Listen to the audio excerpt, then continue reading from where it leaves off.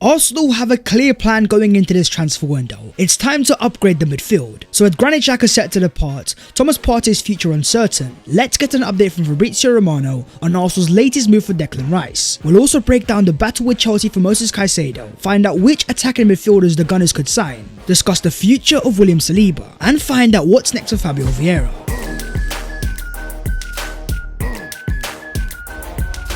Yo, what is going on, guys? My name is Babs14. Welcome back to your boys channel, and I hope you guys are doing sensational. June the 14th is when the window opens, and we have got a lot to break down to as per. Smash a like on the video if you enjoy, subscribe to the channel if you are new, and help your boy as we try to close into 200,000 subscribers. But starting off with the future of William Saliba. At 22 years of age, William Saliba has taken over the Premier League, raised the level of the Arsenal team into title contention, forming an elite partnership alongside Gabriel Magalhaes. Arsenal are finally intimidating again. And according to Art de Roche of The Athletic, one of the aspects of Gabriel and Saliba's partnership that is not seen is how they communicate. Gabriel's English has improved massively, but he still prefers to speak French, which is the language he and Saliba communicate during matches. When you've got two 6'3" powerhouses at the back, Arsenal have been able to bully their attackers. The future of Gabriel, of course, is already secured. It's now all over to William Saliba. Now, Arsenal have been negotiating for a very long time, and according to Mark Owen, Arsenal are ready to offer William Saliba £120,000 a week, but have been shocked by the demands made by the players' representatives and are currently nowhere near reaching an agreement. The club are now working overtime to reach a compromise. Ask yourself the question, how much is William Saliba worth in the current centre-back market? How many defenders are there of his age that have been able to raise the level of their teams, show his level of composure in the hardest league in the world? We're talking upwards of 80 to 90 million pounds. You then see how Arsenal have collapsed without Saliba, keeping only 2 clean sheets in 11 games. The people of William Saliba have seen that, and they see an opportunity to not only secure their clients a massive contract, but even for themselves. Saliba is their biggest client by quite a mile. These guys want as much as they possibly can get. But I am not concerned over Saliba's long-term future. As Graham Bailey reports,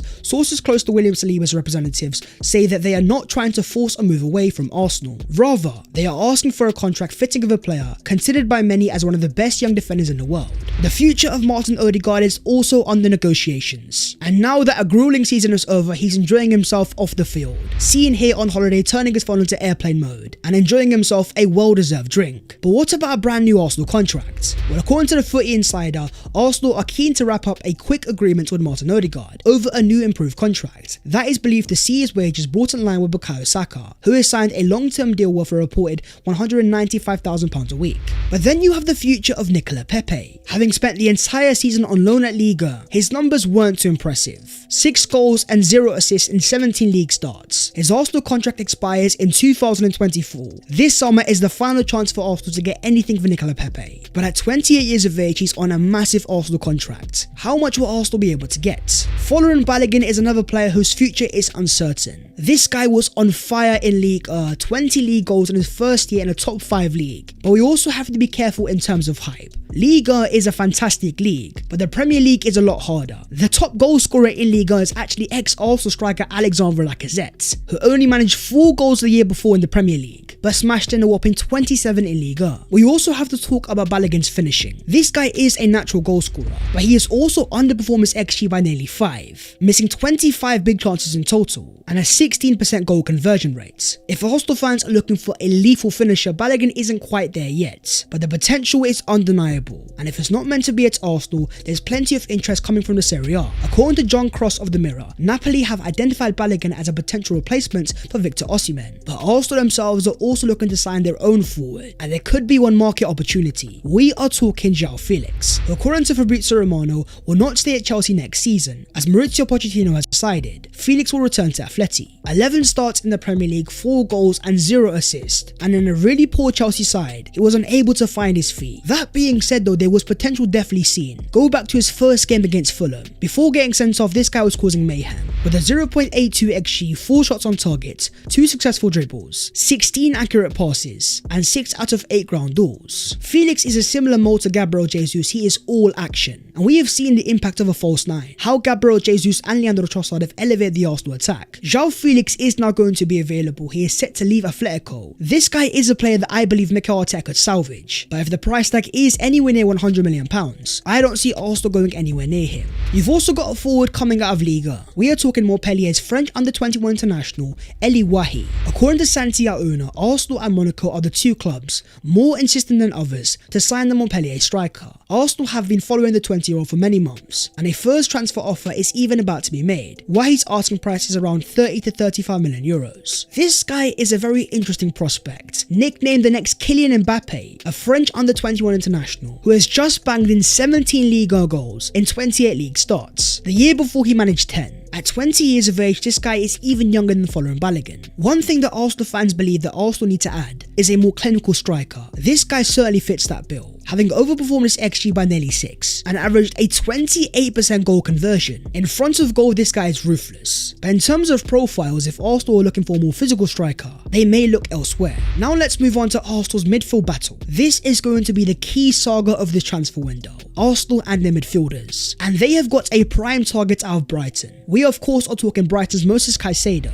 and he is one of only 2 players in the Premier League that have created 40 plus chances from open play, make 40 plus successful tackles, and make 40 plus interceptions. Moises Caicedo is a unicorn profile because he's so comfortable in so many different areas. This is why Mikel Arteta tried so hard to sign him in January. According to journalist Steve Kay, Arsenal are closing in on Caicedo after learning Brighton's asking price. That report there I think is a bit too far. The price tag we're talking here is 75 to 80 million pounds. It's not far off Arsenal's 70 million pound previous offer, but I do have one major concern, and that is Todd Bowley's Chelsea. They might be trying to sign Manuel Ugarte, but not only are they about to lose Mason Mount, but maybe even Mateo Kovacic. According to a Fabrizio Romano exclusive, Man City have opened concrete talks to sign Mateo Kovacic. Chelsea are open to selling Kovacic as a part of a midfield revolution. Talks will continue soon. Depending on how much they get for Kovacic, Chelsea will try to sign 2 midfielders. And according to Fabrizio Romano, in the next few days, he believes Chelsea will try to attack the Moises Caicedo situation. Now this is where things get interesting. Chelsea have shown in the past, with the signing of Graham Potter and Marc Cucurella, they can find an agreement with Brighton. But then you also have Arsenal, who have signed Ben White and Leandro Trossard, have also established something similar. The concern that Arsenal might have though, is Brighton have a player that Chelsea are trying to sign. We are talking centre-back Levi Colwill, where Sky Sports News confirmed Chelsea have rejected a £30 million bid from Brighton to sign the defender. The rumours then are inevitable of Chelsea negotiating a potential swap deal. Many fans will wonder, what are Arsenal waiting for? In the case of Arsenal, I think their strategy is very clear.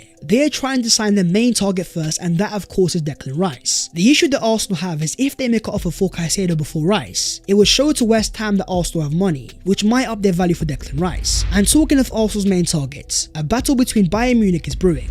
And according to German source Kicker, Thomas Tuchel has made Declan Rice his absolute priority. The two have already met, and Bayern believe they are more attractive than all the other top clubs in England, except Man City, who already have Rodri in that position. Tuchel is trying his hardest to get Rice over to Bavaria, but the reports in the UK remain consistent. According to the reliable Jacob Steenberg, Thomas Tuchel has spoken to Declan Rice, but the West Ham captain is reluctant to leave England, and Arsenal remain the favourites to sign him. This was then echoed by another tier 1 source, Sami Mokbel of the Daily Mail, who says Declan Rice is to prioritise a Premier League move amid interest from Bayern Munich. Arsenal lead the race with an offer around £90 million set to go in. Mikel Arteta wants the club to focus on a move for Rice before anything else. It seems like in the UK all the media is being briefed that Arsenal are still in the pole position to sign Declan Rice, with further reports claiming that Declan Rice's agent and father Sean has been in extensive talks with Arsenal, who are now very strong favourites to sign the Hammer skipper. And in terms of Bayern Munich, there could also be another twist. This is regarding Granit Xhaka. According to reports in Switzerland, Bayern are looking to hijack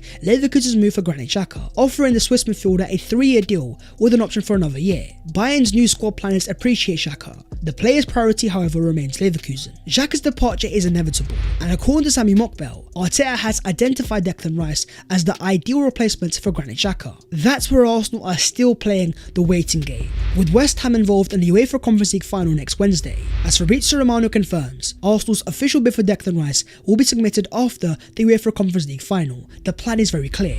But what about Mason Mount? This is a player that Mikel Arteta has identified as a potential target, confirmed with the likes of David Ornstein. But Mount is a man in demand, and other teams in the league also want to sign him. And that's where you have Manchester United, who, according to a Jason Burr exclusive, Mason Mount has agreed personal terms with Man United. Out of contract at the end of next season, the reported price tag is upwards of £60 million.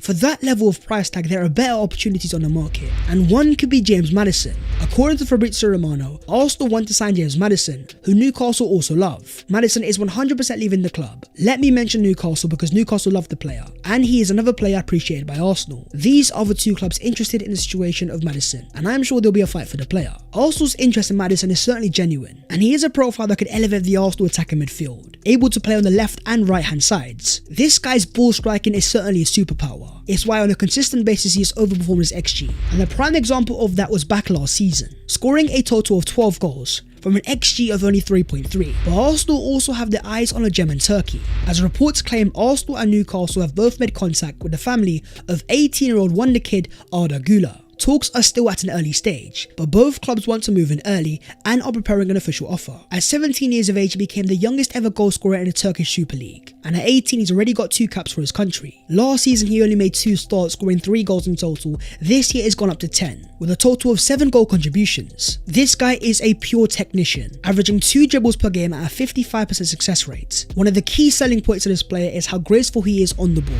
comfortable in tight spaces, playing on the right hand side of midfield. His end of season form was quite spectacular, consistent 7 and 8 out of 10 performances. He did sign a 3-year contract extension back in 2022, given the Fenerbahce number 10. If Arsenal want him, this deal is going to be expensive. But talking of attacking midfielders, there's also one in the Netherlands. We are talking Dutch international wonder kid Xavi Simons, who thrived against Arsenal in the Europa League and ended his first year in the Eredivisie with 19 league goals and surprisingly the Golden Boot. And according to reports in Holland, Arsenal are the most concrete option for Xavi Simons as of now, with the reliable Rick Elfrink confirming Arsenal are one of the teams interested. If Arsenal are looking for a number 8 profile, Xavi Simons stands out straight away. In his first full year at PSV, 48 games in all competitions and 34 goal contributions. He's got that level of versatility that Mikel Arteta loves, having played as a centre forward, left winger, right winger, attacking midfielder and central midfielder over the course of a season. According to Rick Elfrink, Xavi Simons might want to stay one more season at PSV, but it needs negotiations. He also has the option to go back to PSG for 12 million euros, but if the player does not want to, it won't happen. PSV will ask for an amount near or more for what they got for Cody Gakpo. Arsenal are tracking the player alongside other Premier League clubs. The price tag for Gakpo was around £35 million. If that's what it costs to get Xavi Simons, in a market where Mason Mount's worth over 60, you can see why Arsenal might make a move. Now let's move on to the other Arsenal news today, and starting off with the future of Jorginho. According to Tutmercato Web, the agent of Jorginho tells them no new deal has been discussed, but Arsenal have the option to extend the player's deal to 2025. The agent also says the player has had 6 wonderful months at Arsenal. Jorginho has surprised so many. Despite being so doubted every time he's played, this guy has stepped up. And most importantly, when you're losing Granit Xhaka, Arsenal can't afford to lose any more experience. Jorginho might not be a starter week in week out, but if he is your second or third choice, with his level of experience in the Champions League, previously named the UEFA Men's Player of the Year, not only is he a profile useful on the pitch, but off the pitch, Jorginho will be a useful character. Stat time of the day. Gabriel Jesus has set a new Premier League record for most games scored in without ever ending on the losing side with 55. He has since extended that to 56 after finding the net against Wolves on the final day. This is why Mikel Arteta keeps on starting Gabriel Jesus. He is our version of Roberto Firmino, and the Arsenal attack is definitely elevated, and the end of season stats are quite impressive. Bukayo Saka 14 goals, 11 assists, Gabriel Martinelli 15 goals and 5 assists, Jesus 11 goals and 6 assists, Trossard 8 goals and 12 assists, Xhaka 7 goals and 7 assists, and Odegaard 15 goals and 7 assists. There is also one more player who will try to make a contribution next season, and that of course is Fabio Vieira, who's recently turned 23. In his first year at Arsenal, 33 appearances and 8 goal contributions. Despite so many fans being unconvinced, in a small sample size, as you can see, this guy's underlying attacking numbers are still very impressive. And in terms of open play expected assist, he's in the top 99 percentile. I've seen a few fans that have given up, but I am not one of those. Fabio Vieira can be something special. He's got the ability of that final ball, a risk taker in the final third. There's a reason why Mikel Arteta signed him in the first place. When you see the likes of Kevin De Bruyne and Trent Alexander-Arnold produce a top level of pass week in week out, Vieira is meant to be our solution, and that's why next year there's going to be a lot of pressure. The first year there was no pre-season, there was a few injuries, but this next season with a full pre-season, Fabio Vieira will have no excuses, and I expect for him to play an important part in the Arsenal first team. But that is the video there and there, so hopefully you guys have enjoyed. If you have, don't forget to smash a like and also subscribe to the channel if you are new. If you want to follow your boy in all of his social medias, then the links are down below in the description. But that was the latest episode of the Transfers FC, and as the window is about to open, Arsenal fans, it's time to strap in and get ready for twists, turns and drama. Stay tuned as always, and I'll see you next time. Take care, in a bit.